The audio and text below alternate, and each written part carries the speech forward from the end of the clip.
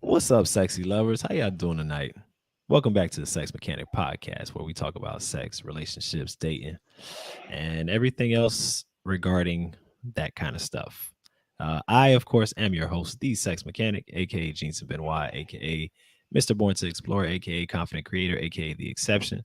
And we are here tonight, joined by a podcast friend and by somebody who's just a dope individual. I've gotten to know this guy over the last few years, and he's really cool. People's um, I can't say enough good things about this gentleman right here.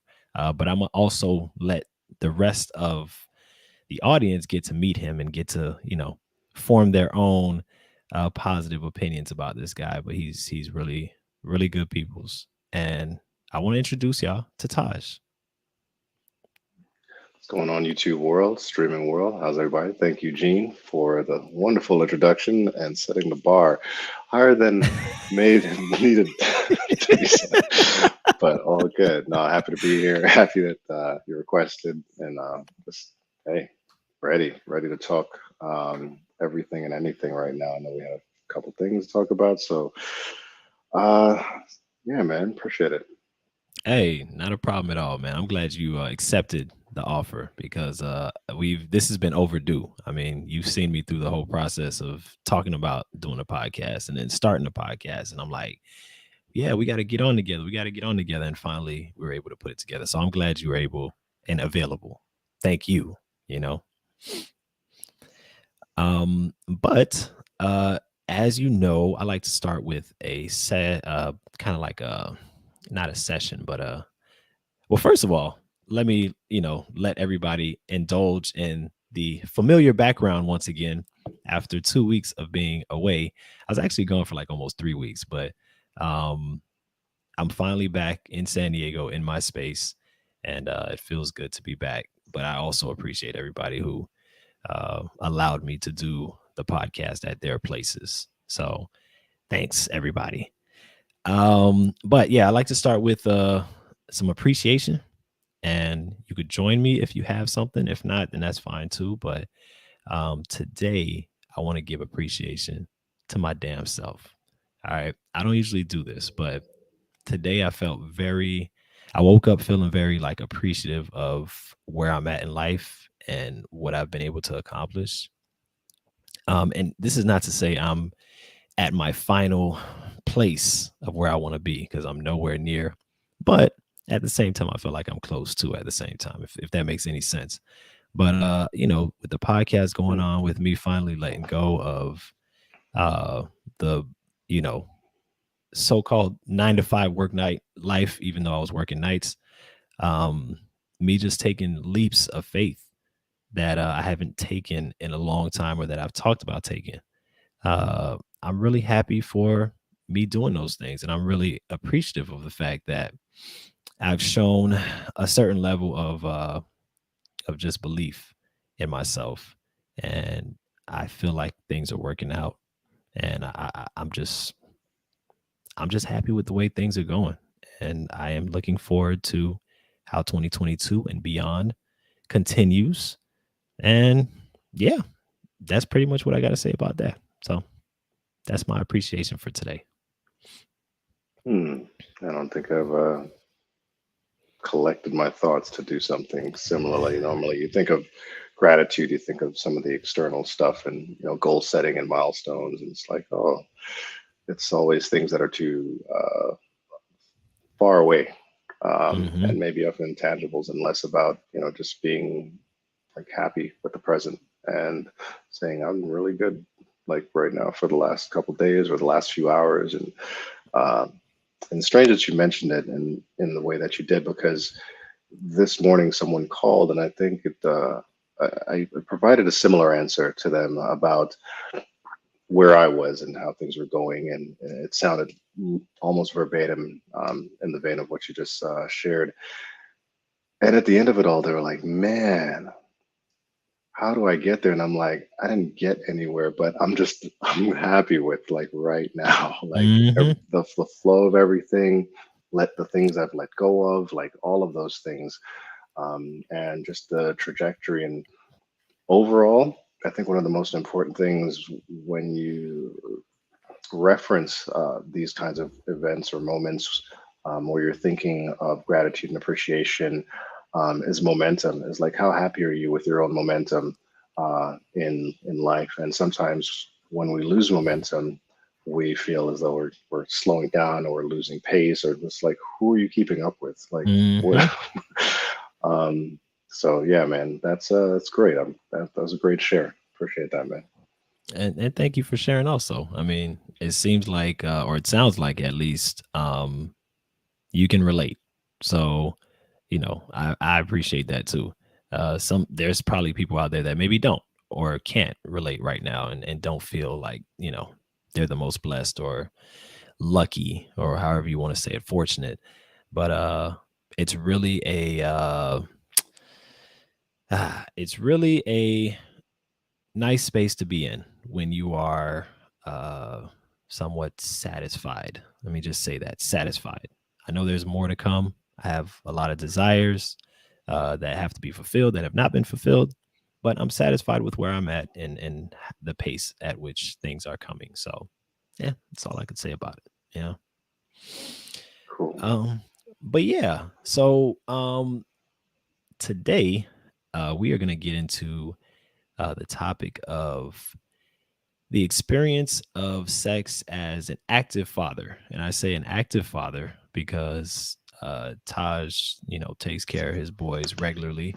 Um, and I'll let you give the backstory and kind of like the whole thing, but I want you to kind of get into uh, how that's different. That experience is different from maybe when you were single without kids, how that's different from when you were when you were married, and just kind of give, if you can, your take or your perspective on what it's like and how things are a little different for you Hmm. now than they were. Yeah, no, I think there's, as you're ramping up there, three things come to mind, and it's what they trigger, what each stage of sexual seasons trigger, both being or being a young person, and that's pre-fatherhood, being married, becoming a father, and then the continuation of what that feels like and how that um, kind of circles back and is lived out. So starting in my 20s, or just I'll say my 20s for this video, but I know They this don't even show know is, they don't even know when you started. yeah, as a young man. Let's start there because I know it's a fully candid, full transparent. So I'm trying to give you everything in its authentic happening. So what um what happened, I guess you could say, is back then, while I didn't necessarily subscribe to the reward system of kind of keeping log of how many women you sleep with as a young person, Hmm. uh, there is some reward. I think it's probably the and I don't know what other word to use, but it's sweetest when you're young. Like there's something a little different about uh, in, engaging Hmm. in sex back then. That obviously when you're inexperienced, your times your runs are a little shorter as a man. I have talked about that plenty on this podcast. Your time investment and value outcome. Ugh, you know, buy low, sell high. All Hmm. right, so that's essentially what that was like, and it happened repeatedly. Where it was like, all right, that was great. I would love to keep doing that, but you don't really know what you're supposed to extract from it other than physical satisfaction. Yep, Uh, absolutely. so that's like bottom line. I could say as you get married or are married, or if you're in some monogamous relationship of any kind, you start getting the questions, hey, when are you going to have kids, what, and so sex becomes a different vehicle completely. Mm-hmm. For me, I can tell you hands down, I completely got turned off by it because it was the only question people wanted to ask you as a young married couple. And I was like, man, I don't want to have any right now. And so you go back home and you're like, do you want to have kids right now? And you're doing this back and forth of, nah, not really. Let's take a couple of years and like hang out and enjoy this early part of things. Unless you're cool and you want to just do it right away, and that's fine to kind of knock them out. But for me, I wanted to keep enjoying the physical desire of sex in an early part, and then um, there's that like pressure because fatherhood is like kind of staring at you, and the questions are coming, and now that thing is that weight is on you and your partner, and now it's a Hmm. public affair, but it's an acceptable public affair because it's this uh, it becomes an idea that people want to achieve as parenthood or fatherhood or motherhood or whatever the case is. But then it comes down to the point where you're in church and it's like we want to have a baby, Lord, and it's like is it that serious? Because there's people out there that ain't praying for kids and they get them, and you're like, hold on. And it feels, it kind of feels like other people are like invested somehow into this, endeavor as well. It's not just for y'all. You know what I'm saying? Like that's kind of why the questions I guess are coming, because they're kind of like, we kind of want to be a part of this too, like, or we want to experience that when it happens. Yeah, Or you and tell me if that's wrong or not, but it feels like that sometimes when parents are like asking or saying, when are the kids coming and stuff like that. one of the kids come in, the whole church asking, all your neighbors, anyone you meet, it's like, oh, when'd you get married? And then the immediate, like, that's the next question. I'm like, hey, man, we just paid our first set of taxes as a married couple. Let us work can, our way into that. You feel me? Like, can I live? Can I live? But yeah, you're right. There's just more to it than that. And one of the things I think that came out of it are really two things. So there's having the first kid, and then it becomes like those questions kind of start getting, you can brush them off a little bit easier because in the back of your mind, at the end of the day, no one's at your house staying up mhm, late with you watching this kid, and it is hard work. I mean, mhm, whether you become a parent by happenstance or planned, it's hard work. So your sexual desires shift a little bit to caregiving. And hopefully you care for the person you're sharing, you're co-parenting this journey of parenthood with, and say, okay, I need to put my physical desires on a back seat and make sure to kind of step up in a different arena.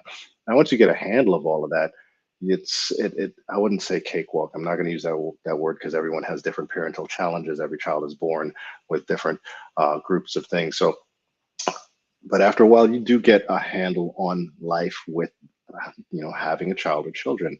mhm, So the one thing that gets lost along the way, I said, I could say for me, I can't say for everybody else, but I could say that eventually, at some point in time, you may or might have, and may not have even connected the two, that you start desiring sex more and more and more, and then it's like, okay, why though? Like, is my partner has my partner gained some new, amazing set of assets or whatever the case? If that's not the case, then for me, I eventually identified that it was an intimacy issue, that I wanted mm, to experience intimacy, not necessarily sex. And so sometimes you can sub in having sex with someone in marriage for just desiring to be intimate with them again, because you get lost in the mire of parenthood and partnership, that you no longer kind of face each other in that space of desire. Like, apart from those things, it's more like a timeline. It's like, all right, I go to work, I have kids, I come home, I'm tired, and we'll do this on Saturday. mm, Like, I'm not saying that the date application and the time application was a part of my marriage, but it happens like that. Like, it does become fewer, and you try to fix it. You try to fix wanting to be more engaged sexually in your marriage, and so you try to fix it by artificially engaging in sex. And mhm, after a little while, either one or both parties will eventually wake up and be like, "I'm not really enjoying this anymore. This, not because I don't love you, not because the sex can't be good. It just I'm not getting that connection with that exchange that we used to have either pre-kid or before the second kid came along, Mm, and so like mhm, that also impacts your energy and your time. And that's where you'll hear comedians run jokes on stage about, oh, you could get more out of your wife if you help her like wash the dishes or something like that, because that's time back she can get to recuperate, to, I don't know, maybe be ready for you later on in bed. But if she's exhausted, yeah, you're gonna hear these words. You're gonna be like, get the towel. That's it. And then then your night's gonna be about this long. How how would you say,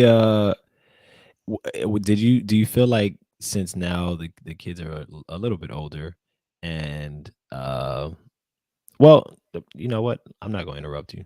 Do your thing. I wanna hear the phase after after the marriage as well, but you'll get to that. Let's see. So I'd say, post marriage. So, full disclosure, divorced, single dad now, re-engaging life through a new relationship, and sex is different now. Not necessarily an undiscovered country, obviously, right? You have kids, you're you're a dad, but you definitely know what you like at this point, right? And Mhm, so I think even to speak to it from a position of a post-marital event of having a new relationship, and having an exchange with someone new intimately, you do hopefully allow yourself enough time to kind of dilute your expectations, and I mean that by saying you had a previous partner for a really long time in a marriage, and mhm, there are certain things that were done a certain way that allowed both parties to achieve climax, and you can't bring those into your new relationship at all. You mhm. do that, new relationship after new relationship, it will become a cycle. Hmm, So that's something I hope anyone who is experiencing a post-marital journey keeps in mind, that give yourself some space, man. Like, don't take the machismo role of, I got to get back on the horse, or I got to get back out there, or it's a numbers game, or anything like that, because keep in mind, you are depleted. You're coming out of a previous investment. It's just like anything else, whether it's financial or educational. This is a spiritual event, and if you take that component out, this is definitely a soulful event. Because now you think about a woman's body very differently.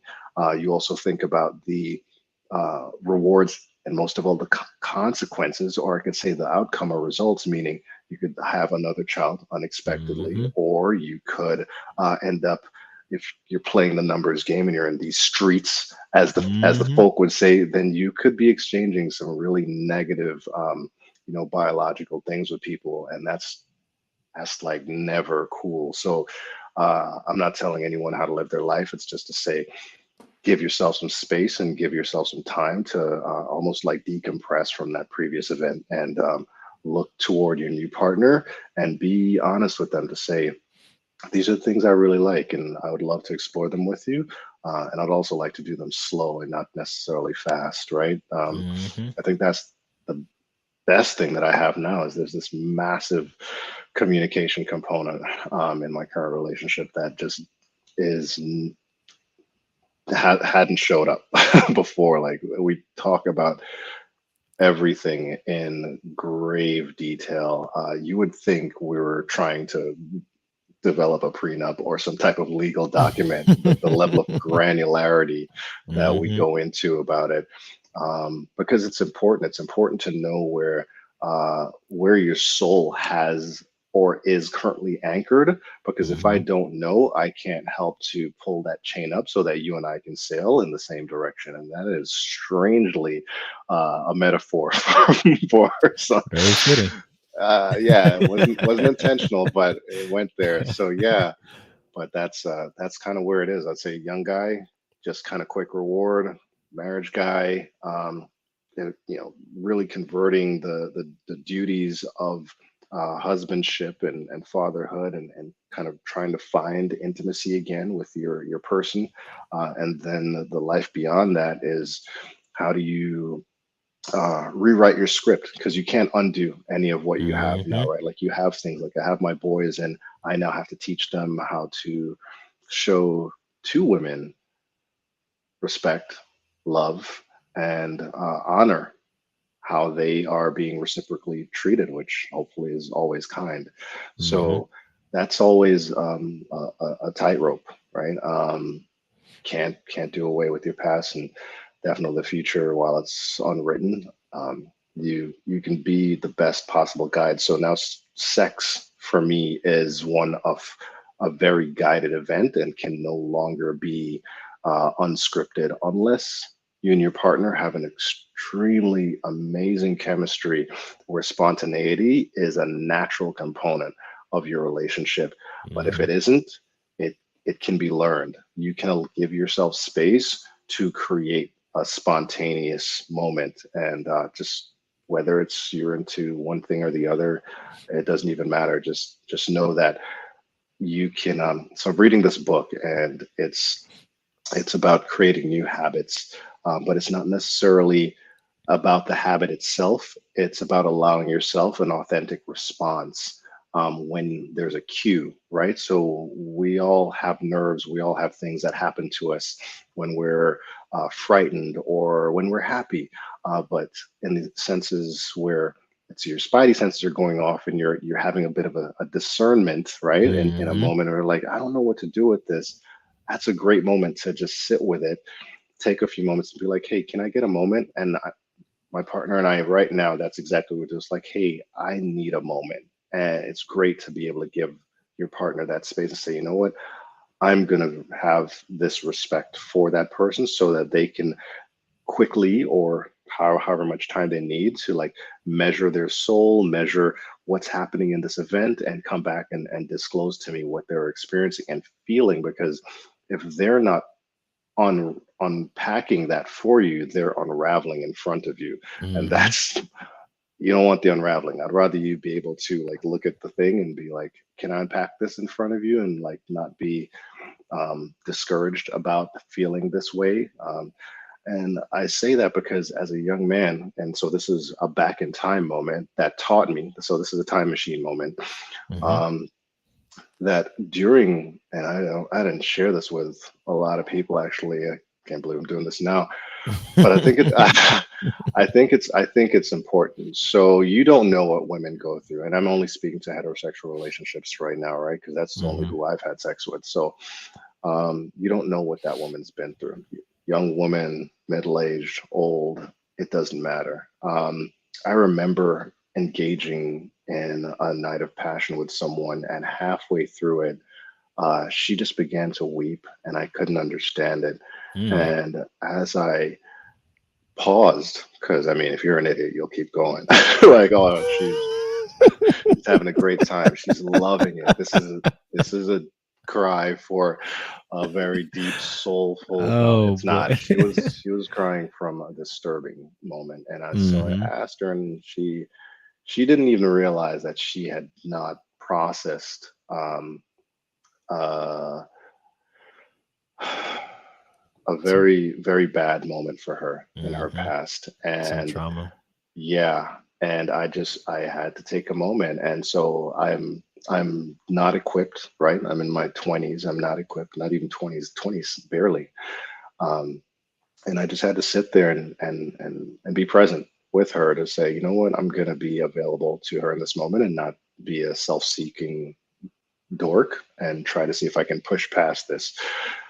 So I think some of those moments, while they were very heavy, have afforded me a little bit of wisdom to tackle approaching sex post marriage and during marriage, to say, you know what, sometimes there's some stuff that we bring into the bedroom that have nothing to do with sex, and it can be a major blockade to ultimately being able to satisfy and be satisfied, more importantly, because most guys are always willing to put in work. Like, Mhm. we'll keep going to some, I don't know, beat or rhythm that's in our head that tells us we should. But the truth is, if you really, really slow down and listen to a woman's body and hear her and voice, and listen to what she is saying, even during or before and after sex, it gets better. Like I can't begin to tell you, like it just gets,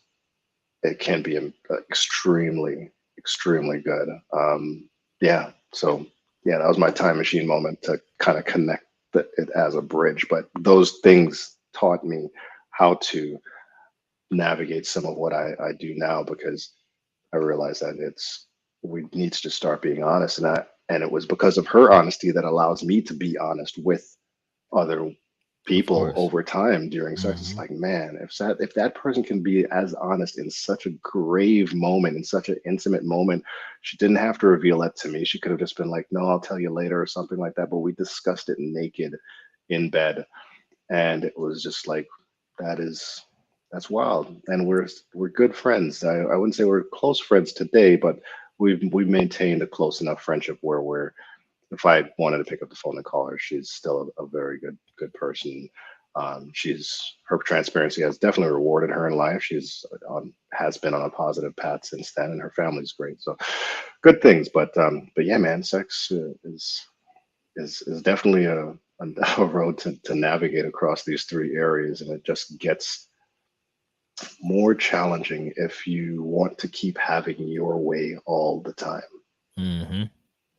Uh, that kind of brings me to another question, which is, thank you for that, by the way. Thank you for sharing that, because that's insight that uh, we don't really get often. I've only had one other person that has, children. One other father, to be specific, on the podcast before. So um, that was helpful.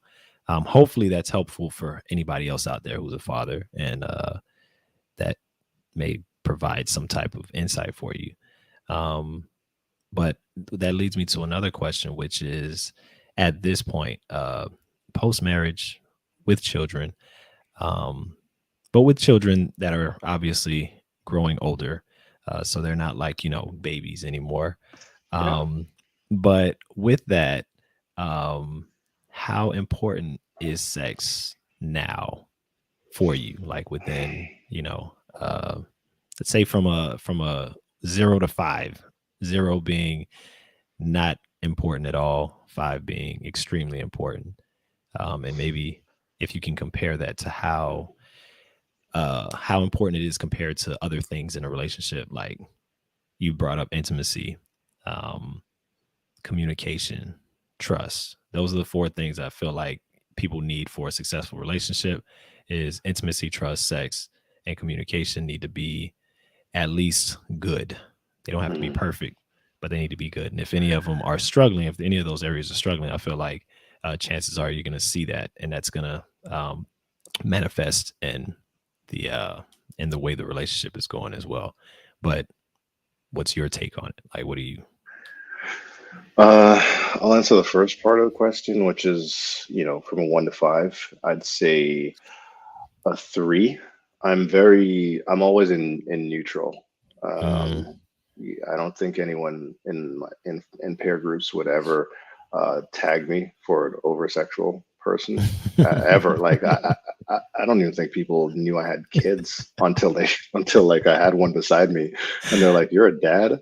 It just, I don't know why. Maybe I just don't give that off or whatever. Hmm. But I mean, at best, you might see me at carnival, and then you're like, okay. But then everyone's doing it, so you Exactly. can't Yeah. really like. Nah, I'd say a 3. So I'm definitely a neutral. It is for me, and always has been, chemistry driven. Hmm. So every time I've gone against the chemistry, it's resulted in not so great outcome. Mm. And I've learned to listen to that. Now, whatever those cues look like to people, I can't say, but I know what they are for me. So I'm really cerebral in regards to how I connect with my person. So um, I love to hear from them. I love to learn from my partner and hear about what interests them, and what their deep desires are, and what their experiences are. So I go from a neutral to a five based on that. I don't Okay. just, yeah, I'm not a, um, I don't know. Yeah, I'm just not that beauty driven. My partner is extremely beautiful, but it wasn't that. That wasn't the primary focus. It was like you got me to a five because I heard you. I'm listening. I want to listen to your soul. Like I want to hear what it has to say, and not just the exterior. Because so, and I think I need to support this a little bit. So I'm a creative for the Hmm. audience. People don't know my background. I'm in marketing. I've been doing it for 20 some odd years, but I also have a strong design background. So aesthetically, I enjoy very, very pleasant looking things, Hmm. but I don't need to own them. I can be an observer and walk away and not need to possess it. A lot of people need to possess other people, and I don't necessarily need that. I could see someone on a, if you want to call it a beauty Richter scale, and be like, "Yo, shaking. She's banging, Hmm. right?" Like, and then your maleness comes into play and be like, yeah, I'd do that. But for me, it's like I would do that. And then I would also just go back to the bar because I'm either hungry or thirsty or something, like something else takes over. And I'd rather have a stimulating conversation rather than to sit around being like, yo, she bad, she bad, she bad, she bad. Like that just gets old, right? And beauty True. fades. So at the core of some of the things you mentioned, trust and some of the other items. For me, the fuel in this relationship at its core is friendship. Mm. That if that ever fades, if I ever stop wanting to kick it with her like that, like real, and I've mentioned this to her repeatedly, like I enjoy your company. Like, I don't care if sometimes we never do anything in the bed. Like, I enjoyed the time we were awake, upright, Hmm. vertical. And when we get past all of that at the end of the night, that's like just that's the cherry. That's not the icing. The rest of the cake was the friendship and the trust and the conversation, Exactly. everything else. Like that stuff is what makes getting to that moment actually way more special than anything else, because that's just a celebration of everything that came before it. That isn't the thing that keeps us together. Like, Nope. so if it stops or slows down, it's just like we'll just sit together and be like, hey, why did it slow down? Oh, that's right, you're doing something, you're taking a couple weeks to do that. Like, we're not saying, oh, I don't get your time anymore, why are we not doing this? Like, dudes, if you're doing that to your lady and she's like a really busy person, or like she's a lawyer or a doctor or just someone who has very taxing career, with the maybe added things of child rearing, or maybe she's a great aunt, or maybe she does a lot of charity work, whatever it is that consumes her time, and then you're like, man, I don't get you in the bedroom anymore or as much. As like, maybe you should get some things to do. Like, go do some stuff. Like, do you have hobbies? Like, I think actually, that's actually a good point. Is I think it's important when people feel like their partner is not available as often as they'd like. Um, I do think that's actually a great suggestion. Is maybe you should figure out more things that you need to be doing, because one thing you don't want to happen is for uh, one person in the relationship to feel kind of like, why are you so available all the time for, to even have all, not to have all this time for me, but why aren't you uh, doing more? Why aren't there more ambitions in your corner? Why aren't there more things going on with you if that person is somebody who's ambitious and is doing a lot? So you got to be careful with that too, to make sure that you're not just sitting around all the time and you kind of got your own shit going on, as opposed to waiting for the other person to be done with their stuff so they can spend their time with you. So be careful with that, yeah, people and out there. learn. Yeah, for sure. And learn how to serve your partner, man. If they're busy, male, female, whomever you're with, um, if they're caught up in doing something, figure out how you can serve them, man. That's stored value. People talk about stored value in Mhm. cryptocurrency. You want to have stored value with your partner. She is or he is looking to do something somewhere down the line, but hasn't really gotten to it, and you have a little extra time on your hands. Maybe you'll get him those golf clubs, or the golf balls he always wanted, or a pair of gloves, that he needed because the old ones are raggedy, or something like he loves.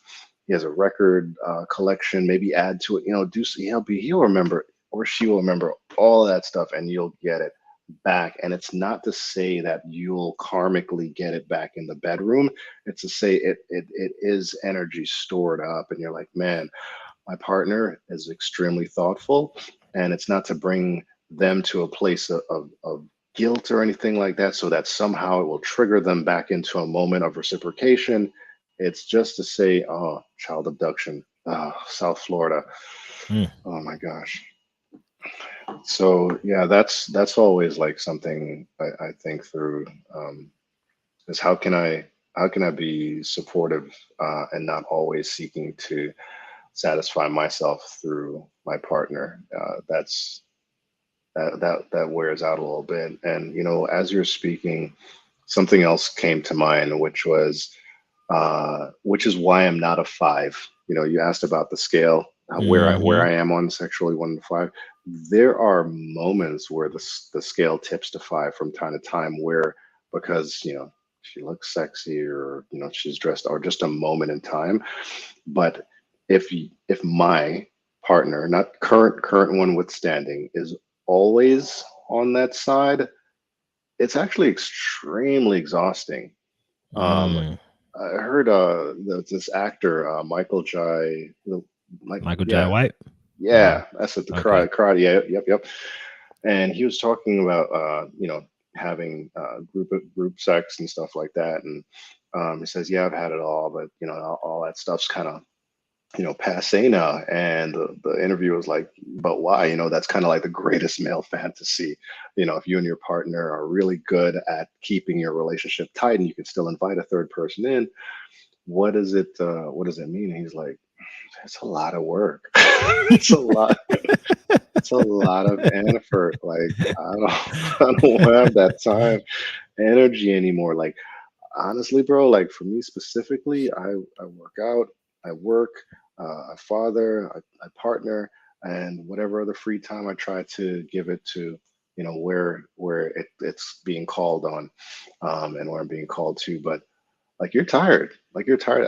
Before we hopped on the call, or the stream, I was sharing with you, like, I'm doing things to keep my body and energized and clean. And sometimes sex is very exhausting, especially if you're a person who, and this probably speaks to the guys who, because there's some guys out there that they can't orgasm in a shorter space of time. They go on Mhm. for a really, Mhm. really long time, and they may not talk about it. But if you are one of these fellas, even if you're intermediate to very, long sexual encounters, you're exhausted. You're not exhausted that moment, but it catches up to you like in the week, or like the Monday, the Tuesday, the Mm. Wednesday, and you're just like fatigued, and you don't remember that, oh my gosh, I just put out an hour or 2 hours or 3 hours or 4 hours, and you're just done. Imagine doing that and then adding a third person to your event. You're exhausted, man. You're exhausted. I don't care who you are, and you're not getting paid for it. I'm good. You think about it in terms of investment too. Like, what's my return gonna be like? What you talking about, Willis? I hear you though. I hear you. Okay, so um you said something before. Lost my train of thought. Um I think when you said about uh okay, so we were talking about like kind of like the different components, and you said you were a three, right? Yeah, I would say that I'm a 3 to 4. Like I'm kind of similar to you in a way that it can go to a 5 very easily if I'm dealing with a particular person. If I'm already in something with somebody, You know what I'm saying? Whether that be casual or something more committed. Um, oh, I could go to a five like that because, like you said, you've already built up all that other stuff in the relationship, and sex really at that point becomes an expression, a form of expression for me. I'm also, I would consider myself a creative type person as well. Um, and so for me, sex is like art, you know what I'm saying? It's like my canvas where I get to express myself um and express love to another person.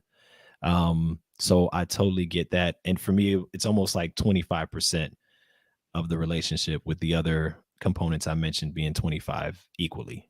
All of them have equal importance. Mhm. Um, but yeah, I'd say like a three or maybe maybe more of a four. But yeah, between three and four for me would be about right. Yeah, it's a good balance, man. It's the your partner is always a, a good mirror for if you are being your natural self, then you should feel um, that shining back at you, you know. Hmm. And if it's not, it does, and it could create a deficit for you, right? Every guy, every gal, you guys should really just pay attention to when you feel your most natural with that person and they're Hmm. reflecting the sentiments that of how you want to receive love communication, um, that's the relationship for you. You know, oftentimes we go in with the full appearance of, oh, it's, you know, it's Valentine's, it's literally Valentine's week Hmm. and we need to do these things, and the truth is they they will pass away, and you'll just be left with your person when there's no Valentine's Day. So invest on the days that aren't those calendar days all year Hmm. long. Just be thoughtful and come home or call or show up. Sometimes just be present, and you'll be surprised when your person is reflecting the values that you desire to receive. Because sometimes we get choked up in bed because we weren't communicating properly before we even got there. And when I say properly, it's that's obviously subjective, but I mean that to say we, as the giver, Hmm. often need the reward of how you receive our gift. And so, if you didn't receive our gift, our love, or communication in the way that we wanted to see it displayed or reflected, then we're turned off. Like, you know, you've been in, I'm sure you've been in a moment where it's like, hey, I did this great thing for you. And then your response is, thanks. Or even worse, like, oh, okay, cool. Yeah. And they're like, and in their mind, they're like, you know how much effort I put into this? There were like 10 targets, and I had to go to the one that was really far away. And You know how long I had to hold this memory of this thing you wanted that you told me like a couple years ago or something? You know what I'm saying? Like, I get what you're saying. I get it. So we have to hopefully withhold ourselves from needing that always and just say, I give this freely. I give this freely to you. I love you. I wanted you to have this. And whether they reciprocated in the manufactured state from our thoughts, we can say, I did this without any chains on, without any ideas of how you should have responded to me.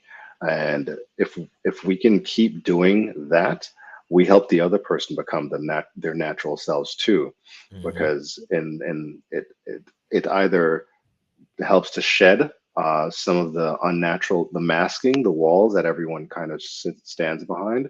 And so by the time you get into the bedroom, you can talk during sex, you can adjust, you can listen, you can feel, you can pause, you can be silent, you can do all of these dynamic things that aren't what we see in rom-coms or on television or that we hear about from other friends and we try to duplicate because like, oh, they tried this one thing, let me try this. And it's like, nah, find your style with your partner because you'll know what that feels like when you're being open, like when the door is like fully open, breeze is blowing through, and you're like, man, I feel really good about this. And so the objective of sex sometimes it doesn't even have to be orgasm. It could truly just be you connecting with that person Hmm. naked physically, which, fellas, if you haven't achieved just like intimacy that is non-sexual, I'd urge you to give it a shot.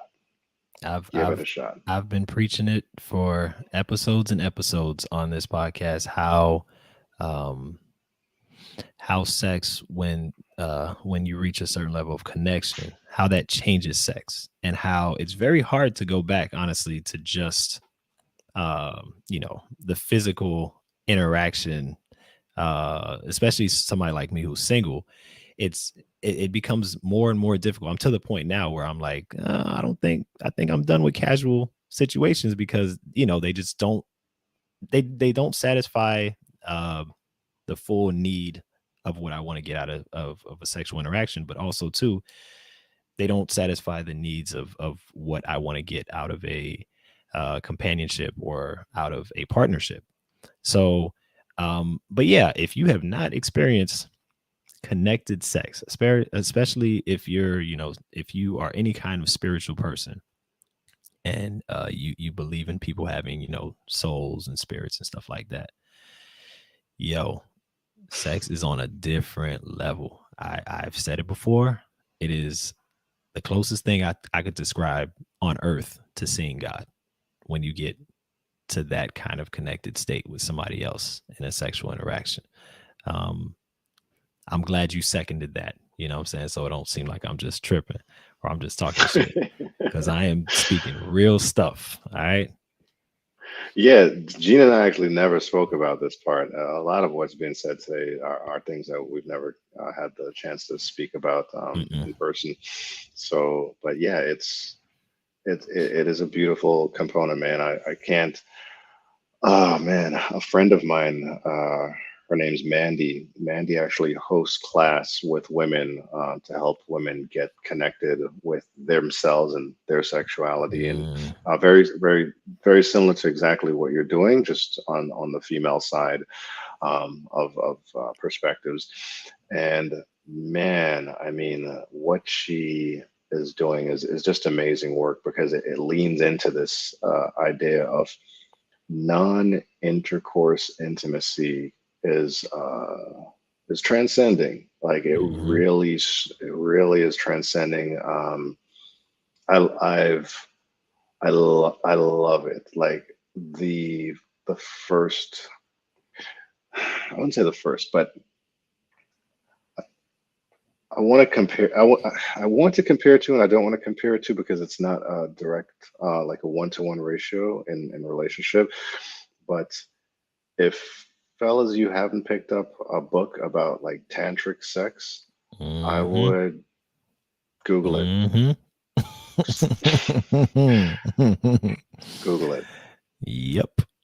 Yeah, I know, if like like Gene said, if you live in a faith system that makes you feel restricted about exploring these things, um, think about, if you want you to satisfy your partner as much as yourself, um, and if you do want to honor them wholeheartedly, um, just Google it, check it out, do some reading, and there's some meditational components to it too. So don't think it's like all nakedness, like as maybe Eddie Murphy would say, naked, naked. It ain't all always Mhm. about the nakedness. And man, I can tell you, if you want to get somewhere interesting with your partner, that's a good starting point for a new chapter in exchange. So for sure. And also learn some stuff about yourself too, because I feel like when you experience sex on that level, which is kind of beyond just the body, um, you really, it opens your mind up. I guess I would compare it, even though I'm not really like a drug user like that. I've tried, a couple of things, like, I'm saying, like edibles or something like that, or weed. Hmm. Again, even though I have not been able to really get high off of weed, but that's a whole nother topic. But I would compare it to the experience of like a high. getting a high and kind of seeing the world in a different way and kind of having a new perspective on things. And once you get that, not to say that you won't want, the physical aspect of sex, because sometimes, that's nice too, just the carnal sex. But um, you definitely start to want more out of sex, more regularly than maybe you did before, and like you said, maybe not even out of sex, just out of a the connection that happens when two bodies are without clothing and facing one another, uh, and hands are together, gazing into each other's eyes, whatever the ritual or the routine might be. There's different ways to achieve that. I've even talked about, I don't know if you've played around with this, but like kind of moving energy around on your partner's body through touch and stuff like that. Like that's Hmm. something that I really want to explore more, because man, when you see that, you just like, yo, I can't believe this shit is happening. Like, because some people don't even believe that kind of stuff is real, but to see it in person is like, yo, that's crazy. I don't know why they wouldn't think it's real though, man. Because I mean, you wouldn't say a massage isn't real, and they're moving energy around your body. That's half of why it feels good. Hmm.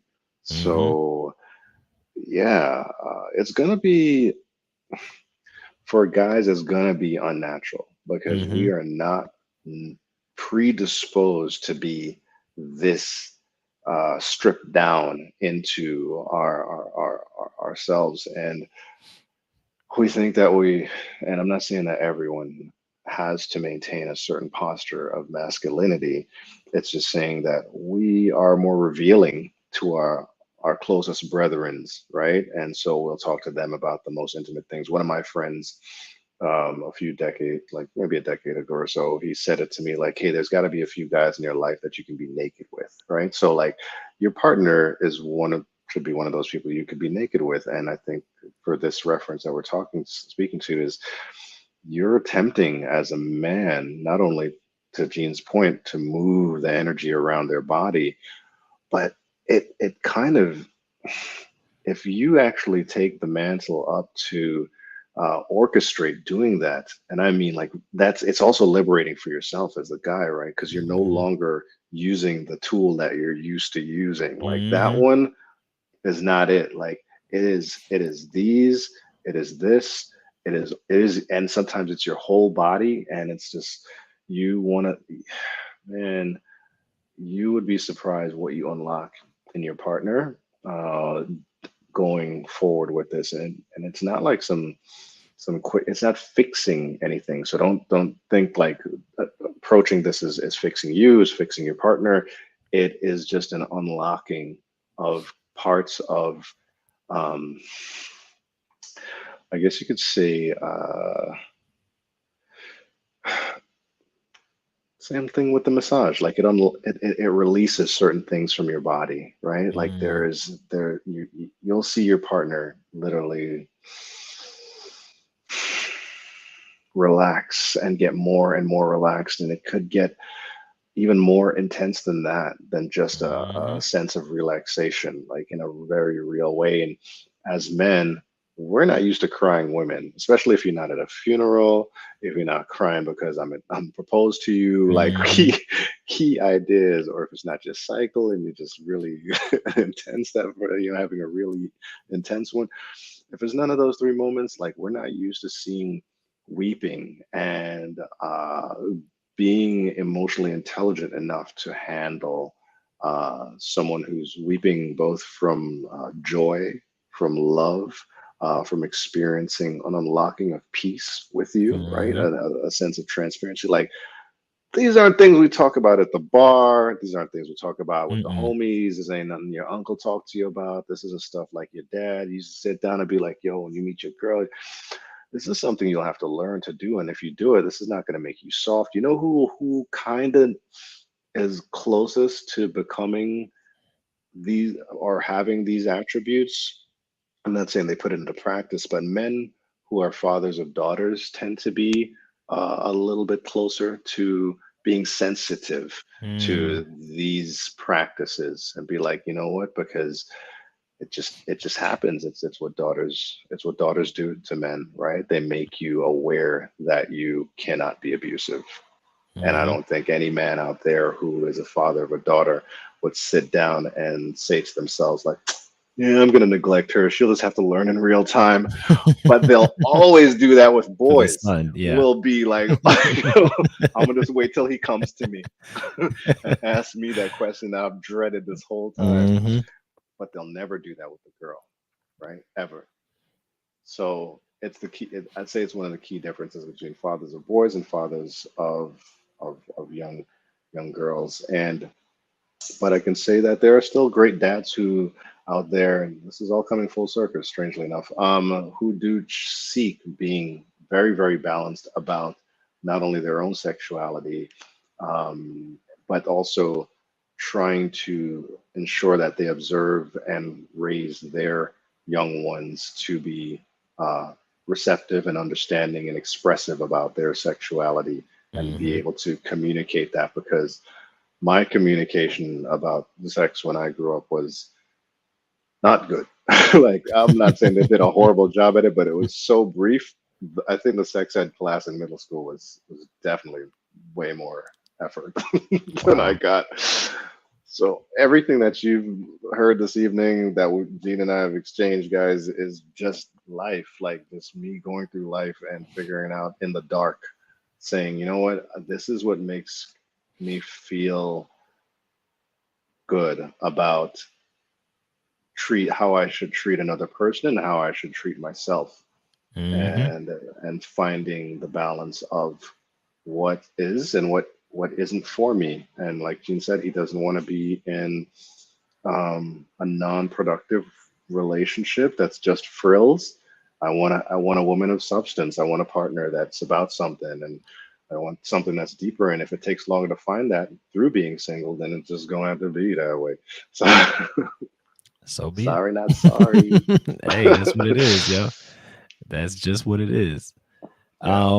I wanna also say too, is anybody in the chat, wanting to ask or contribute anything to what Taj has said tonight? Um, you've given us a good amount of insight, and I think, there may be, a person or 2 that might have something they wanna add or something they wanna ask or and y'all also did not tell me what y'all was drinking tonight. That's a normal thing. Y'all supposed to let me know what's in the glass, even though I don't have anything next to me because I drank a whole bottle of bubbly the other night. But so this is what happened. Let me tell you what happened with why I drank the whole bottle. It wasn't because like it happened to be on Valentine's night, but I don't really give a fuck about Valentine's. Like it's one of those made up days that really means nothing to me. If it means something to my partner, then fine, I'll get you something or whatever. But Right. um so that night I was like, oh, what I'm saying? Let me have a glass of bubbly to celebrate myself. You know what I'm saying? And I forgot that I don't have a what do you call them? Not the I forget the name of it that you replace the cork with to preserve Oh, the the corksicle. yeah. I didn't have one of those because my other one broke off in another bottle. So it was just there and I was like, all right, let me just figure some way to seal it, and get it, whatever. And then I was like, you know what? The last bottle I had kind of went bad. So I didn't even want to take the chance. I was just like, fuck it. Let me just see how much of it I could drink tonight. And I think I poured like maybe 4 glasses. By the fourth one, I was like, oh shit, this thing is over. Like it's done. So I might as well just go ahead and, finish it up. So that's kind of how that happened. But yeah, that's the reason why I don't have any drinks for the night, y'all. But uh maybe y'all actually keep a good stash at home and y'all might have something. You probably didn't get anything tonight either, huh? Because you wanted to be more clear headed, I'm assuming. Or Yeah, I intentionally didn't get anything, and then I thought to myself, I was like, I normally have some type of fixation to do something with my hands. Most people do, and Mhm. so I was like, oh, not having a glass of scotch would have been nice. But yeah, I'm sure. Especially look, we talking about sex. So I mean, it would have been fitting to have a glass of scotch, if yeah, if that's what you if that's what you wanted. But Um, yeah, next time you're on, you definitely, not definitely, if you feel like it, you should have something, and I'll make sure that I come correct as well. Mm, mm, mm, mm, mm. Yeah. So yeah, what y'all got to say in the chat? What y'all got for me? I'm curious. Mm, Uh, my sister Jennifer Benoit says, "Hey Taj." mm. Hey JB, what's going on? I didn't know it. Didn't know you're on. I thought she would have been asleep by now. And hello to you too, since I'm kind of here as well. But Since I mean, but it's all good. It's all right. You see how people do me. See, yeah, they it's come like they come on the podcast to try to tear me down, and what I'm saying, like, it's not right, man. This is my family. Jennifer wrote, I didn't catch the convo. What did I miss? Kind of the whole thing. Uh, mm. we were talking about Taj was mostly telling me about the experiences with sex as a father, but then we also went through what it was like before he was a father, and also post marriage as a dad as well. And then we kind of got off into some other stuff in terms of like the importance of sex in a relationship. And the last thing we finished up on was talking about sex in a, I guess you could say, in a non-traditional way, um, which is not even really sex necessarily, is more of an intimate connection, um, an intimate energetic connection. You can see that too. I didn't know if that showed up on your end, but Oh my God. uh, but yeah. So we were talking about like Taj brought up tantra, and how maybe some people could maybe read up on that and look into it, and possibly discover a new level or new levels in their uh, sexual engagement with people or with their partners, which I just seconded. Basically, I just was like, yeah, I agree. Connected sex is awesome. I like that. Is that like connected TV? Because I want to know if there are apps for that. Actually, there are apps for that. For real? And oh yeah, connected sex through apps. That's a whole nother podcast that we Hmm. should talk about, which I have a little bit of background on. So um, and experiences to share. Great thing. If you haven't done it, try it out. It might be a little unnatural at first, but it can be interesting. That's all I'm gonna say for Mm-hmm. now. So yeah, Mm-hmm. probably maybe the next episode we'll get to something like that. Okay. All right. That's something we'll keep in mind. Connected sex through Yeah. apps. All right. Got you. Um, Anybody else in the chat want to say anything? Want to give their hellos, uh, or goodbyes, whatever. I don't know. Or want to ask what we talked about last Or hour. want to ask what we talked about for the last hour. Whatever you have to add. I'm with it. I'm for it. And Taj, was there anything you actually, did you have any specific questions? Did you have anything in Um, particular you want to go into that we didn't touch on? you know, the the, the fantasy aspects always follow you uh, through all of the journeys of your sexual life, meaning pre-marriage or pre-long-term monogamous relationship through it, and then post relationship you always evaluate, was that something I was always wanted, or is it something I was just doing because of my partner or because of some external Mm, influence? So I think that's probably the only thing that I never brought up, is that there are things that you have to consider, either, and it's the phrase that says basically the things I did as a man, I've got to do away with them and to become uh, grown up, an adult, basically. And I'm paraphrasing, but mhm, um, so we have to consider, is that fantasy a boyhood fantasy, or is it something that's just curious because of external noise? Hmm. What's truly you? And there's nothing wrong with exploration, right? I think Gene, you're the master of exploration. Like this is definitely the territory for Me? of No. discussing Oh, exploration, discussing. This is true. Okay. discussing exploration, and just saying like, okay, um, what are you turned on by and what are you put off by? And sometimes, as we chatted a little bit earlier about your partner kind of being a little bit of either your sounding board or your mirror, Hmm. and so I think those are the moments where you'll bring up the fantasy that has been being towed in a U-Haul for for your Through every youth. relationship. Yeah, for through every relationship. I haven't gotten to try this yet. Now I've been with you for a year, baby. You let me.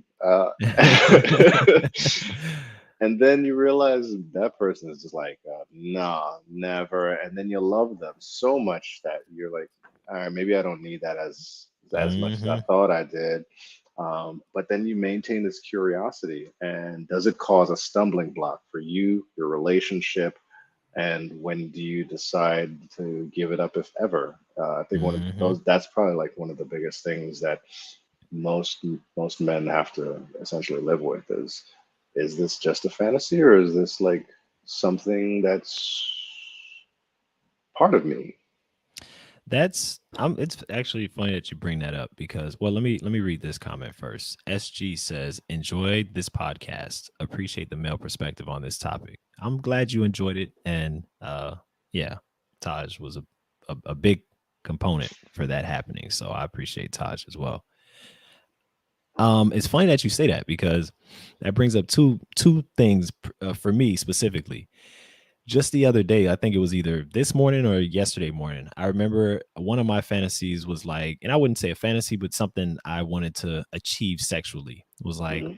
having sex with uh now I'm a very ambitious person. I tend to I tend to reach for the moon and more.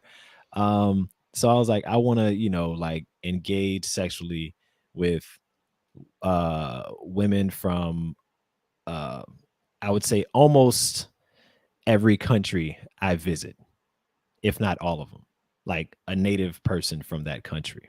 Hmm. And then this morning or whenever it was, I was thinking about it. I was like, I don't know if I actually care about that anymore. Like, because I've gone on trips now. I've been on several trips in the past year. Um, and that hasn't been the case. And I've still had an amazing time. So I'm like, all right, well, maybe I guess I don't need that. And then also, too, obviously, you realize the more you have sex that people are kind of the same in terms of not even having sex, but just meeting people. You realize how similar people are, Hmm. how similar we are as human beings, and we're actually more similar than we are different. And so the idea that you're getting something so different because somebody's from a different place, it starts to kind of like wear off. Like, yeah, it's probably not going to be that different, to be honest with Hmm. you. There's that one, and then also something I've said on this show, many times is wanting to explore a non-monogamous relationship. And then I've talked about this as well, how when dealing with the last person I dealt with who didn't want that, it made me question exactly what you said. Like, is this something that is actually a part of me or something that I was just, curious about? And yeah, that's a question that people will have to ask themselves. And Hmm. I don't know if it's something that's more prevalent for guys or if the ladies also have this same issue, but for sure I think we have these things that sometimes we have ideas about or we have fantasies about. And yeah, we come to a point sometimes where we have to ask ourselves, how important is it? And not even how important is it, but um how much is it? Something like you said it perfectly. Is it a part of me, or is it just something that I'm curious about that I want? And you kind of have to make that decision sometimes on whether that's something you want to continue to pursue, or if it's not that serious. Yeah, that's that's the rub of pornography, I should say, and that's where so many males get information Hmm. early out, and so we observe these things that are staged. It's not to say that sex isn't natural; everyone's having it, right? Hmm. The things that they're doing in the videos are everyone's pretty much doing it, with the exception of like major group events, which are a little outrageous to me.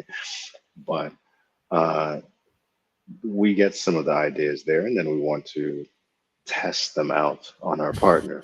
But they're not really a part of you, and you don't necessarily know if you believe that you're going to receive pleasure from it. Hmm. So why are you doing it? So um, it almost sounds like you're saying the inspiration should come maybe not should, but maybe it's better to follow the inspirations that come from within as opposed to the ones that come from outside of you, maybe? Absolutely. I don't think enough men subject themselves to being explored, and not enough women attempt to explore the man. And I'm talking outside of a special night, like an anniversary or a Mhm. birthday or a thing like that. But we're always being prompted as male partners to get you guys warmed up, so to speak, or get ready. And I totally understand why, right? Like there's viscosity issues. So Mhm. we want to make sure that that's not the problem. Got you. Hopefully, for me, like I said, I'm a little cerebral, so my partner gets me ready just by being attractive and us connecting through verbal communication Mhm. and other nonverbal language and communication. But for the most part, yeah, I don't think enough men have given themselves over to asking to be touched in Mm. certain ways, and just let's start off with touch more often, and not necessarily specific touch that sexual touch, like below the waist, right? Like touch Mhm. me elsewhere. That's not necessarily a massage or anything like that, and let that woman find out what your erotic zones are. I don't think a lot of dudes could sit here and tell you that Mm-mm. they absolutely know that they like getting their nipples sucked, or they like their being bitten, or yes, but more women can tell you that they like being choked. Mhm. So, but if we never give ourselves into our partner's hands for care in this specific manner, I don't think it doesn't offer a teachable moment for your partner, and it never lets you discover anything new about yourself other than what you're kind of born into, and to give yourself to as a repetitive act that either will become boring after a little while if you are someone who does it enough and it just becomes mundane and you're jaded by it. And then the other factor of males who that we don't always talk about is, hey man, where are your testosterone levels? What's going on in your life? Is there stress? Is there this? Is there that? And that Mhm. brings down your desire level. But like I said, you'll still come back around because of your maleness to try to substitute that lack of intimacy, that lack of drive to still have sex and get the reward because you think that's what you need. And Mhm. you got to stop doing that, fellas. Like, get down emotionally with your person. Be like, I'm not in a good place. Um, let's talk. Let's uncover that stuff first so we can have a really, real good time. Like a week from now or a couple days from now. It doesn't have to be right now because all you're doing is subbing it. It's like putting a band aid on something you know is there. It's paper cuts. Paper cuts are all over you. no Yep. one's no one's letting it heal. So yeah.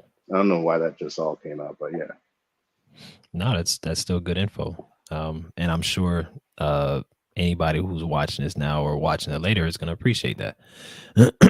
um I don't have any more questions, man. Like I think I think we could I'd call like that. to ask whoever's still on to say, hey, would you be willing to give?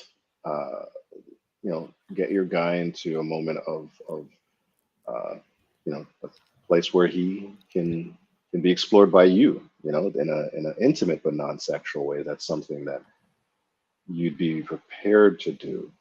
I think there is preparation to it, right? Even as guys, whether it's good or bad preparation, we still do some. Hmm. So, is that something anyone would be willing to actually commit, or have you, and what have been the results? Yeah, I heard the question. Let me see what our person has to say.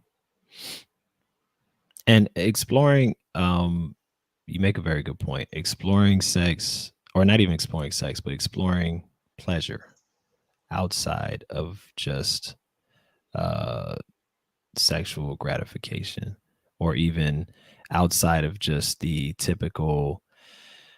um the typical, sexual anatomical parts, is really important for everybody involved in a sexual activity, because our whole body can be an erogenous zone if we're in a state, in a space to allow it to. So you could really open yourself up to a lot more pleasure, um, than just the pleasure you receive in one specific area. All it takes is like kind of like an open mindedness, and being able to also relax enough to allow that to happen too. Like, you'd be surprised how, like, the different parts of your body that just can receive pleasure, that you maybe would have never thought of before, if you just kind of give it a chance and allow your partner to explore with you. You guys are exploring together. Obviously, that was a great point. All right, that was my pen.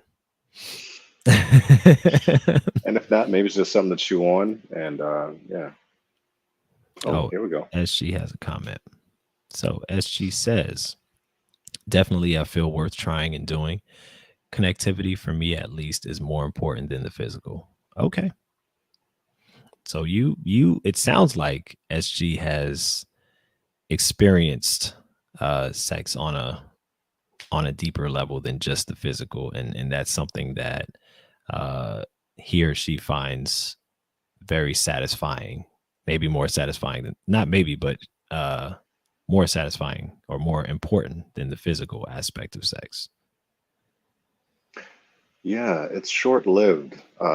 Sexual love is short-lived, so it's more valuable to feel loved outside of that space for certain. I know I uh, can can definitely say that I love feeling sexually attractive to someone more so than I would be rewarded with. Oh, that was a great performance in the bedroom. I love flirting. I think if you have a partner that you can flirt with and you can be, uh, you know, outside of the bedroom doing that with, that is an amazing relationship. And I think Mm. that's probably that's way more valuable to me than them being able to give me pleasure sexually. Like I said, that's the encore of like everything else that took place for the day of us flirting with each other, touching, passing her, and kissing her, just going by, and like that stuff is great. Like way better. And Yeah. I would say it's along those lines. For me, anticipation has always been one of my favorite parts. Like, the build up to sex has been one of my favorite parts of sex, and sometimes more than the act itself. Not to say the act is not good, but there's something about, uh, kind of like, especially if it's like planned. I'm gonna see this person on this day. We both know what it's gonna be, and I start running the basically the moment, the event in my head 2 or 3 days before, and just start, I want to do this to this person, I want to do that, lift her up and do this, blah, blah.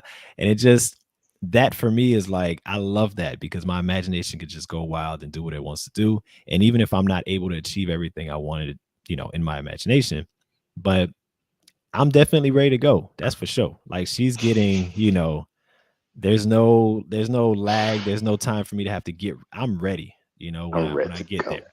I'm ready to go, because I've already visualized this whole situation. So the anticipation is definitely something that, whew, it's just, I don't know, it's just special.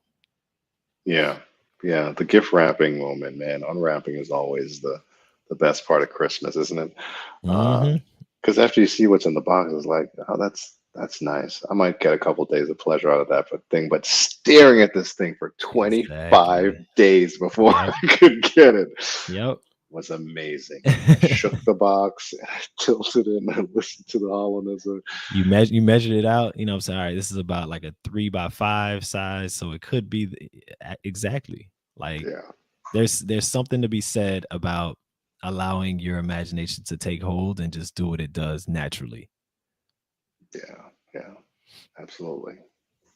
Mm. Hopefully Jenny caught all of that. Jenny, that's We'll see. She might be out of the conversation already. Who knows, man?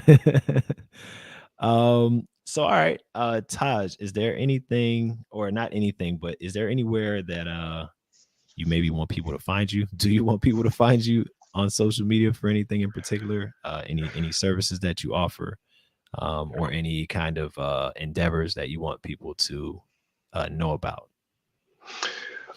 for me specifically as a veteran marketer at this point, probably at the middle of my career, happy to help people kind of do any deep dive on brand recreation or creation or development. And my background is also in digital marketing, so you're talking everything from e-commerce to social to search marketing, things of that nature. But it goes well beyond that. So if there, I get really excited, probably coaching and teaching anyone about uh, kind of where digital platforms are going Hmm. nowadays. So technology, all of that stuff. Big, big, big fan of decentralized finance.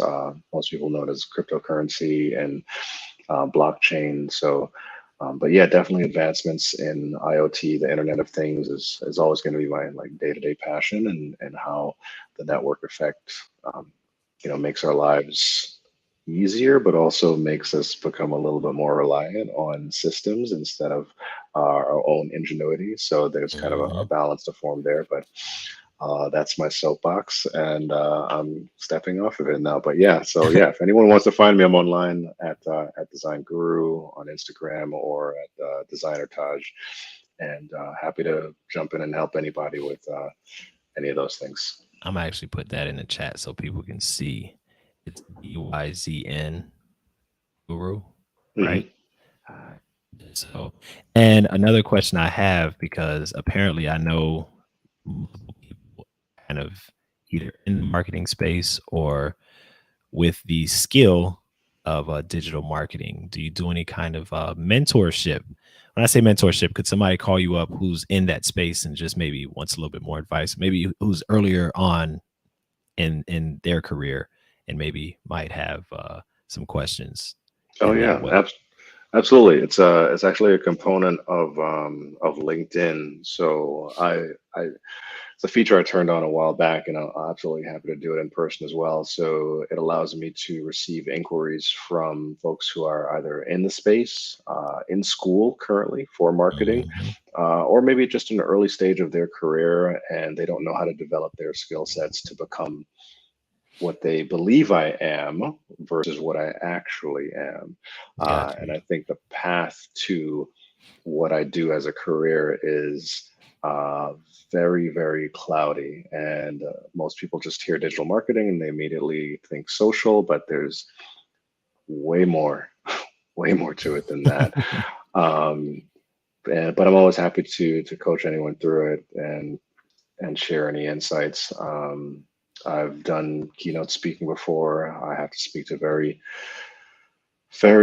heavily invested clients from multinational brands that invest a lot of money in reaching customers and brands. So it gets pretty nitty gritty, but at the 30,000 foot level, it's about paying attention to behaviors and how to find people in the context of their surroundings, and that's where the art and the science meet, because it takes a certain sense of creativity to message them, but it also takes an understanding of what are all the outreach channels that I can use that are relevant to those people, and not simply like shotgun style my marketing and dilute Hmm. myself at people. And that's what really strong marketers understand. They'll The first question a marketer will always ask you, like any salesperson, not that we're trying to sell you anything or take any extra money out of your pocket, but is what is your budget?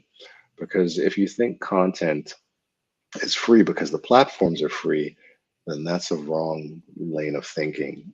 It takes Hmm. effort into these to create things, a lot of effort. It takes sometimes often a team of people to create something that looks very simple and short, in short, even in short form, not even a long form item like an article or a movie or anything like that. So yeah, think some of that stuff through, understand the value of it all, and what you believe you should get back from that. Because as a business or a brand, a lot of the times you'll question a marketing agency or a consultant and be like, hey, I paid X amount of dollars, I expected to get back this. And a lot of times the marketer has to re-explain their position in saying, hey, this is a branding event, not a, we're not this is not about acquisition. And the only people that truly understand that is probably one brand, and that's Apple. They sell nothing in their ad. People might see a cell phone, they might even see a laptop, but they're not selling you anything. They're selling you the brand, they're selling you the experience. Hmm. And for a brand that mostly sells a lot of their hardware online, why would they keep a store? Why would they ever open up a store? Because of an experience for their brand that they want to maintain, that a traditional big box retail outlet cannot get right and has not gotten right. So they decided to open their own store. And now they can maintain and control the environment of how you experience their brand, the language that's used in the store, the consistency of service, and all that stuff. So none of that stuff just happens. None of that stuff just happens, right? So it all matters. So yeah, I'm heavily brand, and I'm equally balanced in digital and paid media and technology understanding. So having those skill sets does is not something that you come out of school with. There are things that you can do to learn and grow into this, but you also have to find your space. Like, what are you passionate about? If it is content, figure out if you're a content creator and or a writer. You don't have to be a marketer in that Hmm. sense from the science side, because like I said, it's art and science, the two meet, and sometimes they're not always the same person, but they do have to work together in this day and age. You can no longer be one or the other. You can't be on one side of the tracks versus the next. Okay. All right. Um, Hopefully there's some marketers out there or people in that space that were listening to that and really got, what I'm saying. Obviously, I'm not a marketer, so I understood a good amount of what you were saying, but not all of it. But either way, I'm sure that that definitely reached somebody who maybe had a question about that specifically and was like, all right, like that really made that more clear for me because I was kind of lost about this or that or the other thing. So I appreciate that too. Um, that's all I got for y'all, man. I want to thank Taj once again for coming on. It's kind of late for him. I don't know what time you go to bed, but it's almost 10:30 on your end, right? Something like that. No, I'm still up. I'll be up for a little bit, waiting for the boo. Okay. Well, you know what? He didn't have to, like give the time that he had or the time that he had available, I'm sure, to do some other stuff to us tonight. So I really appreciate you joining. And yeah, this was episode number 37 of the Sex Mechanic podcast. I am your host, the Sex Mechanic. Thank you again for joining. For everybody watching live, I appreciate you all. And for those of you watching or listening on different platforms later on, I appreciate y'all as well. And hopefully you enjoy this very insightful um, and just this different perspective that we don't usually get, which is kind of like a male perspective on some things. Um, and I hope you enjoyed that part of the show as well. So thank you all, and we'll talk to y'all later. Peace. Thank you, Gene. No problem, man.